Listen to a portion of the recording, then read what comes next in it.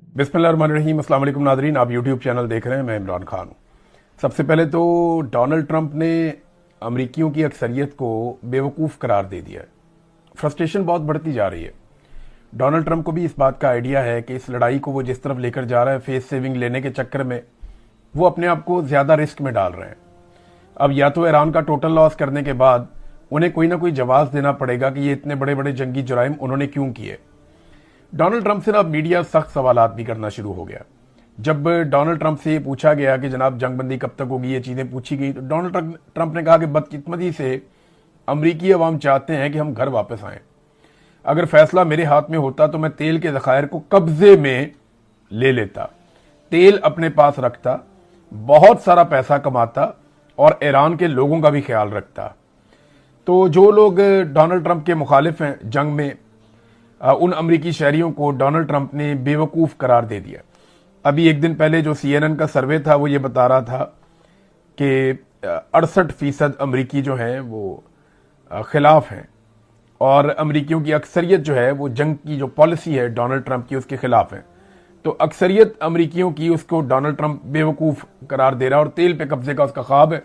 जैसे वेनेजुएला के तेल पर कब्जा, इराक के तेल पर कब्जा, मिडल ईस्ट के तेल पर कब्जा, लीबिया के तेल पे अपनी कंपनियों का कब्जा और फिर बिलाखिर ईरान तक ये पहुंच गए। अब एक और स्टेटमेंट में जब उनसे पूछा गया हमलों के हवाले से, तो डोनाल्ड ट्रंप ने कहा जी उन्होंने ईरानियों को जानवरों से तशबीह दी कि इंफ्रास्ट्रक्चर वो तबाह करेंगे, और यानी अजीबोगरीब किस्म के स्टेटमेंट डोनाल्ड ट्रंप दे रहे हैं।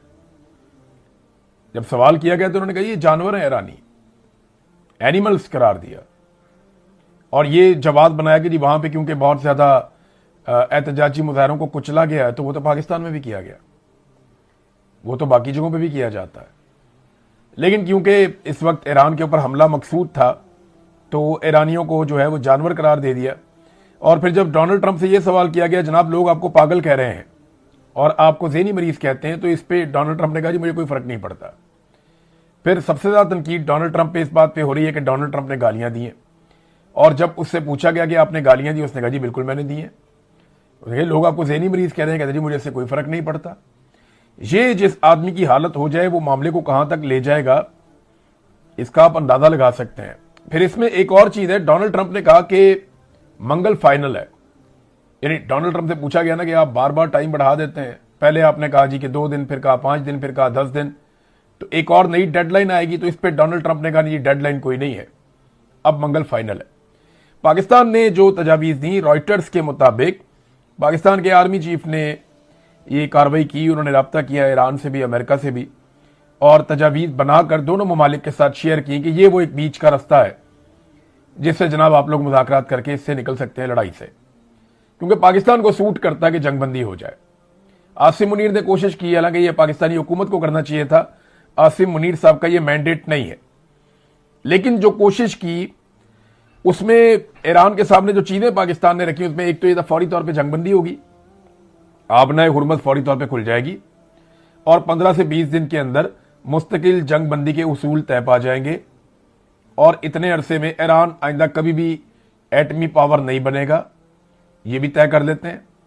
और उसके साथ ईरान पे से कुछ पाबंदियां भी उठा ली जाएंगी और ईरान जो है उसको कुछ सहूलियात भी फराहम की जाएगी, जैसा कि उसके कुछ एसेट्स हैं या उसके कुछ फ्रीज हुए हुए हैं असासे, वो सारे उसको वो मिल जाएंगे, जो कुछ भी उसका जब्त किया हुआ है।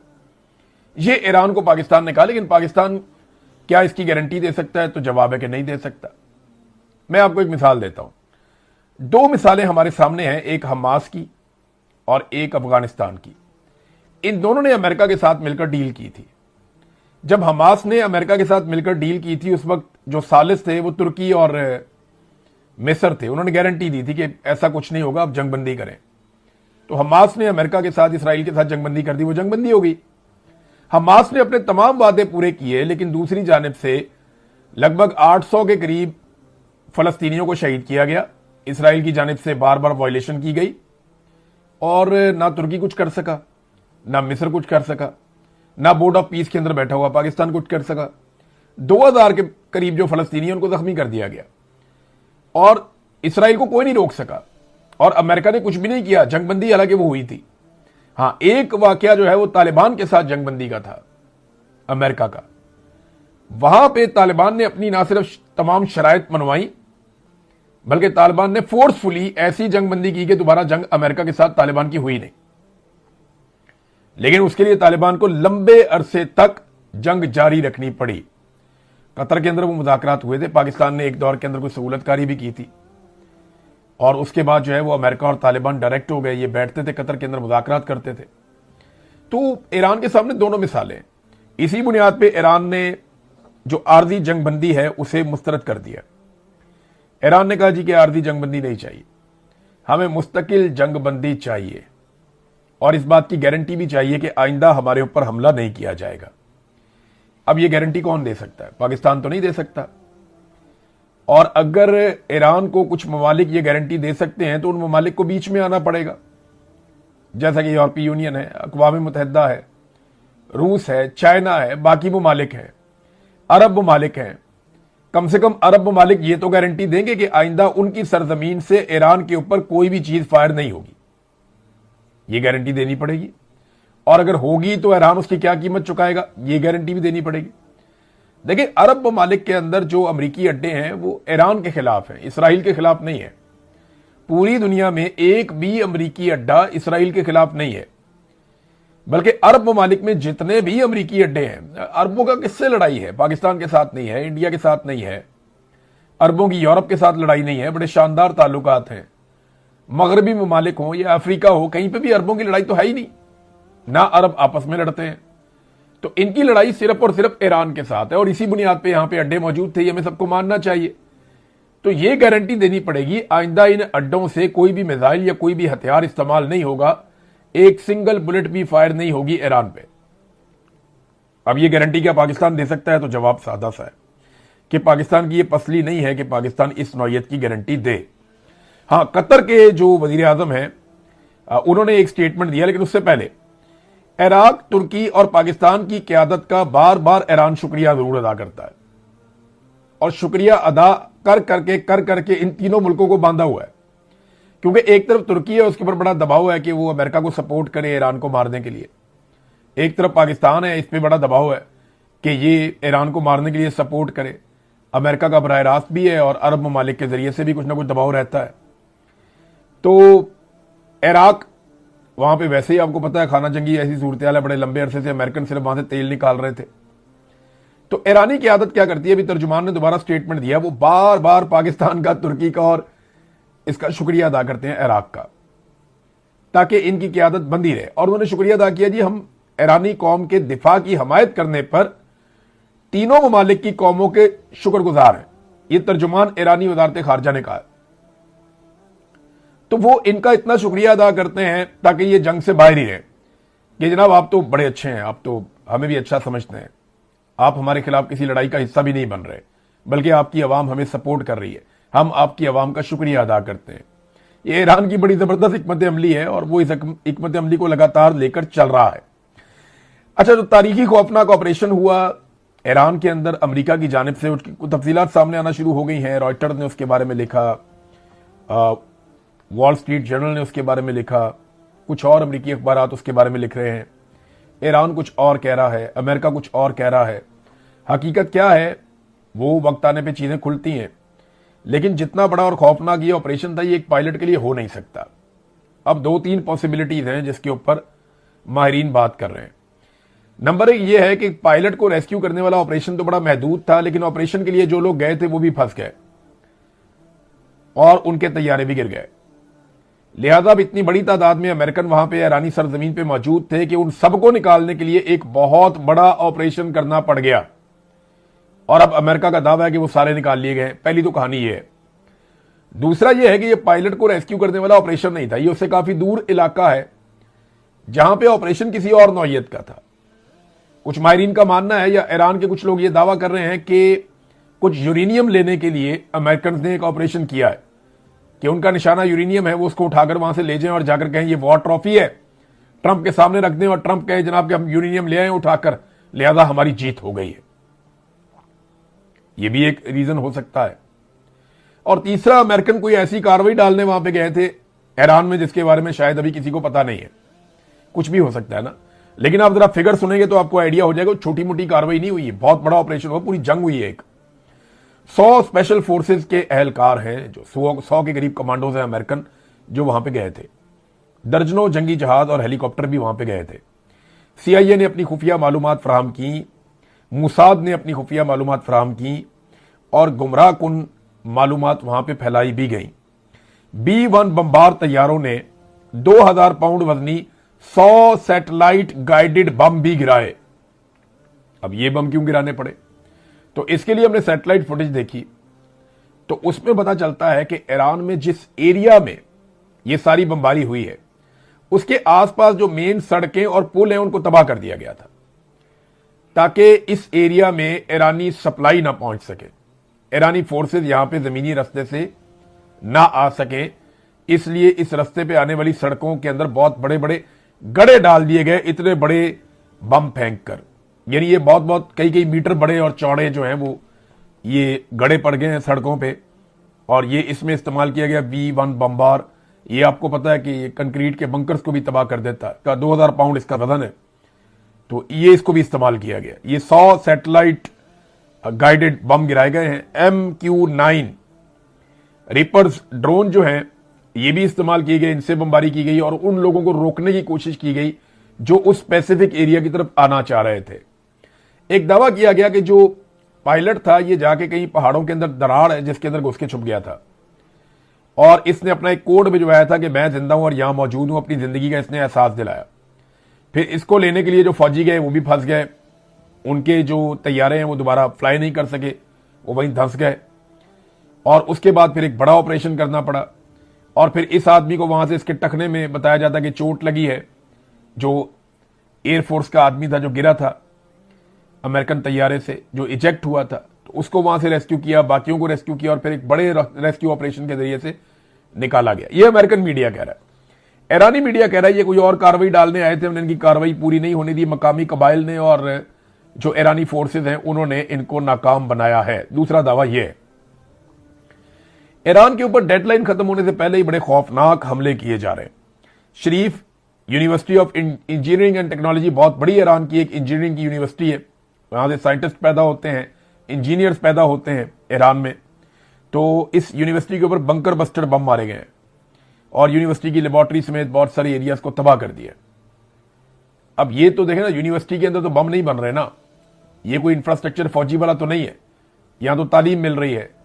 तो अमेरिका इसको यकीनी बना रहा है कि ईरान के पास को पढ़े लिखे लोग भी ना बचें, और अगर बचें तो यूनिवर्सिटियां तबाह कर दें ताकि आइंदा भी ईरान के अंदर तालीम का सिलसिला रुक जाए। तो ये जनाब बम मारे गए हैं यूनिवर्सिटियों के ऊपर, कई यूनिवर्सिटियां तबाह की गई, अस्पताल तबाह किए गए हैं, बहुत सारे पुल तबाह किए गए हैं।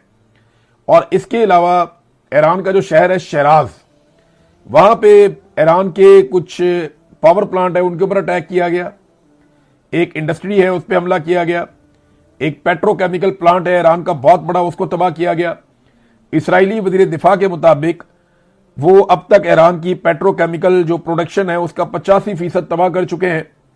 और ये जो अभी एक बड़ा प्लांट पेट्रोकेमिकल का तबाह किया गया है, इसके बारे में इसराइल ने दावा किया कि ये ईरान का 50% प्रोडक्शन करता है, और इससे पहले जो तबाह किया गया इसको मिला के लगभग 85% ईरान की जो पेट्रोकेमिकल की सहूलियात है उन्हें तबाह कर दिया गया ईरान में।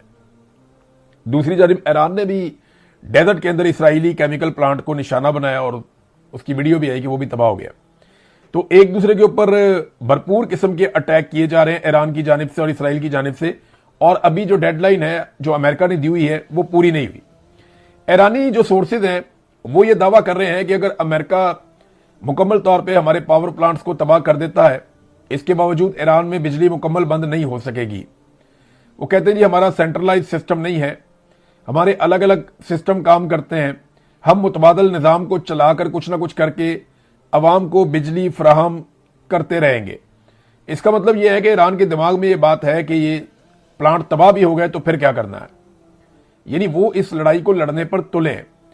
और एक और चीज यह है कि दुनिया इसको एक ऐसी नजर से देख रही है कि ज्यादती हो रही है। पहली मरतबा ऐसा हो रहा है कि अमेरिका ने देखा ना, पूरा इराक तबाह कर दिया, पूरा अफगानिस्तान तबाह कर दिया, पूरा लीबिया तबाह कर दिया, पूरा शाम तबाह कर दिया, किसी ने एक लफ्ज नहीं बोला। किसी ने नहीं पूछा कि इस लड़ाई में ये क्यों हो रहा है, वो क्यों हो रहा है, नहीं, किसी ने नहीं पूछा। गजा मलबे का ढेर बन गया, किसी ने नहीं पूछा। लेकिन ईरान के अंदर जितने हमले हो रहे हैं, चाहे तालीमी इदारों पे, चाहे सेहत के मराकज के ऊपर, चाहे इंफ्रास्ट्रक्चर को तबाह किया जा रहा है, चाहे प्लांट्स को तबाह किया जा रहा है, पूरी दुनिया उसको एक ज्यादती के तौर पे ले रही है। तो ईरान कुछ ना कुछ करके दुनिया को यह बावर करवाने में कामयाब रहा है कि विक्टिम इस वक्त ईरान है, मजलूम इस वक्त ईरान है, और अमेरिका उसके साथ ज्यादती कर रहा है। ये वो दुनिया में रजिस्टर करने में कामयाब रहे हैं। बहुत सारे आलमी रहनुमा कहते हैं कि ईरान के साथ ये ज्यादती हो रही है। कतर के वजीर आजम ने स्टेटमेंट जारी किया। उन्होंने कहा कि ईरान में इंफ्रास्ट्रक्चर की तबाही के खिलाफ उन्होंने वार्निंग जारी कर दी। उन्होंने कहा खास तौर पर जो पानी और खुराक से मुतालिक इंफ्रास्ट्रक्चर है ईरान में, उसको तबाह ना किया जाए, इसके बड़े खौफनाक नताइज निकलेंगे। एक और नाज़रीन खबर मैं आपको बताता हूं, फ्रांस, मैक्रोन ने बड़ी कार्रवाई डाल दी अमेरिका के साथ, इसीलिए शायद डोनाल्ड ट्रंप पिछले दिनों गालियां दे रहे थे। मेरे ख्याल में डोनाल्ड ट्रंप को पता ही बाद में चला कि कार्रवाई हो क्या गई। फ्रांस का बहुत सारा सोना पड़ा हुआ था न्यूयॉर्क में। आपको पता है जो रियासतें होती है ना, उनका अपना सोना भी होता है, सोने के ज़खायर उनके अपने भी होते हैं, जिसकी मलकियत उन रियासतों के पास होती है। तो फ्रांस का सोना बहुत बड़ी मिकदार में, मिकदार आपको बताऊंगा, आप हैरान हो जाएंगे, 129 टन सोना था। ये एक टन में 1000 केजी होता है, यानी 1,29,000 किलोग्राम, ये इतना सोना था। तो ये 129 टन सोना जो अमेरिका न्यूयॉर्क में था खबर के मुताबिक, उसे बड़े आराम से फ्रांस ने वहां फरोख्त किया और उसके बराबर का सोना खरीद लिया यूरोप में। और अब जो सारे का सारा सोना है फ्रांस का, वो पेरिस में है। यानी फ्रांस अपना सारा सोना इकट्ठा करके अपने पास ले गया पेरिस में। सोना एक ऐसे वक्त में बेचा अमेरिका में फ्रांस ने, जिस वक्त अमेरिका की मार्केट के अंदर भूचाल आया हुआ था, शेयर्स गिर रहे थे। तो ऐसे मौका पर जो लोग मुख्तलिफ एसेट होल्ड करते हैं अपने पास, बहुत अमीर लोग होते हैं, वो कोशिश करते हैं उसको सोने में कन्वर्ट कर दें, क्योंकि सोना एक ऐसी धात है जिसकी आलमी मंडी के अंदर कीमत बरकरार रहती है, करेंसियां ऊपर नीचे होती रहती हैं। तो जब भी कभी जंग जैसी सूरत हाल हो या कोई ऐसे माहौल बन जाए, तो सोने की कीमत हमेशा ऊपर जाती है, या वो एक मजबूत करेंसी के तौर पे सोना मौजूद रहता है। लिहाजा उन्होंने सोना बेचा और सोना खरीदा उसके बराबर, और इसमें उन्होंने जो पैसा बनाया वो लगभग 15 अरब अमरीकी डॉलर्स हैं। 15 अरब अमरीकी डॉलर्स का मुनाफा भी बना लिया फ्रांस ने। ये अब एक खबर है, तो डोनाल्ड ट्रंप ने गालियां नहीं देनी तो और क्या करना है, मैक्रोन को बुरा भला नहीं कहना तो और क्या कहना है। अमरीकी फौजियों के हवाले से एक बड़ी अजीबोगरीब खबर आई है नाज़रीन, मैं आपके साथ शेयर करता हूं। पहले तो मुझे समझ नहीं आई कि ये ऐसा करने का मकसद क्या हो सकता है, लेकिन यह खबर बड़ी इंपॉर्टेंट है। खबर यह कहती है कि अमरीकी जो तैयारे तबाह हुए हैं ईरान में, उनमें से कुछ कागजात भी मिल गए। तो उसमें एक अमरीकी फिजाइया की मेजर है अमांडा एम रॉयडर। ये जो, अच्छा ये कोई खबर नहीं है कि इसका नाम क्या है या ये कौन है, एक मेजर है, अमरीकी मेजर। इसकी शनाख्त के कागजात मिले, इसका कार्ड शार्ड मिला कि ये मेजर है, इसका नाम ये अमांडा है। लेकिन उसके साथ ही एक इसराइली B2 परमिट भी मिला है। यानी इसराइल के अंदर जब अमरीकी जाते हैं तो उनको B2 परमिट जारी किया जाता है कि ये आपका वीजा है। अब समझने वाली बात यह है कि अमरीकी फौजी लड़ने के लिए आ रहे हैं, तो उनको इसराइल के वीजे की क्या जरूरत है।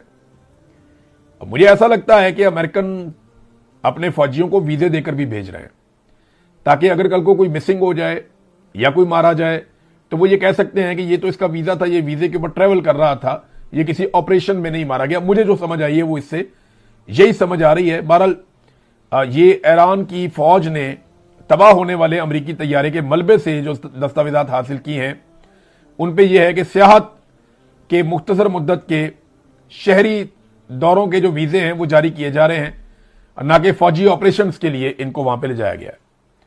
अब इससे अमेरिका क्या निकालना चाहता है, ये एक रिकॉर्ड पे आ गई ये चीज। जब कोई चीज निकलेगी आगे तो फिर हम इसको उसके साथ जोड़ के देख सकते हैं फ्यूचर में। इमरान खान साहब का नाज़रीन आज मुकदमा लगा हुआ है पाकिस्तान के अंदर। सबसे इंपॉर्टेंट खबर ही इमरान खान साहब की होती है, बाकी तो सारे लटरम पटरम है। तो उनका केस लगा हुआ है आज इस्लामाबाद हाई कोर्ट में। उम्मीद करते हैं आज इस्लामाबाद हाई कोर्ट ने इंसाफ दे देगी या उनकी रिहाई का कोई रास्ता बन जाएगा। उम्मीद ही करते हैं, वरना पाकिस्तान की अदालतों में ऐसा तो कुछ है नहीं, उनके अंदर तो दमखम ही नहीं है। ये जजेस तो एस्टेब्लिशमेंट के पुजारी हैं, एस्टेब्लिशमेंट इनको लेकर आई है अपने जूतों पे बिठा के, और अब ये जजेस बैठे हुए हैं और इंसाफ देने से कासिर हैं। किसी किस्म की पाकिस्तान में अदलिया बची नहीं है। जो जजेस थे जो इंसाफ कर सकते थे वो जान छुड़ा के भाग गए, और जो जजेस अभी भी डट कर खड़े हैं उनको सलाम ही करना चाहिए, सैल्यूट पेश करना चाहिए। वरना निज़ाम इतना जालिम है कि एक एक करके सारे जजेस को उन्होंने कंप्रोमाइज करवाने की कोशिश की है। बहरहाल इमरान खान साहब का मुकदमा दोबारा लगा हुआ है अल कादर वाला, देखते हैं इसमें क्या होता है। बहरहाल पाकिस्तान में जो तेल की बढ़ती हुई कीमतें हैं उनकी वजह से ताजिर काफी प्रोटेस्ट कर रहे हैं। जो फैसलाबाद चेंबर ऑफ कॉमर्स है जहां से सारी आपकी टेक्सटाइल की इंडस्ट्री चलती है, वहां जो उनके सदर हैं फारूक यूसुफ, उन्होंने स्टेटमेंट दिया कि अगर तेल की कीमतें कम नहीं हुई तो सनतें बंद हो जाएंगी, क्योंकि बाकी अखराजात बहुत बढ़ गए हैं, रॉ मटेरियल के अखराजात बहुत बढ़ गए हैं, एनर्जी की प्राइसेस आपने आसमान पे पहुंचा दी हैं, तो हमारी इंडस्ट्री, हमारी सनतें ये बंद हो जाएंगी अगर तेल की कीमत को कम ना किया गया तो। फिर आप दुनिया का मुकाबला कैसे करेंगे? इंडिया का तो देखें ना, और बांग्लादेश का, वो तेल आपसे सस्ता है, वहां पे रॉ मटेरियल भी सस्ता है और वो धड़ाधड़ मेहनत कर रहे हैं। तो आपने खाली जीएसपी प्लस पे तो नहीं अपना सौदा बेचना,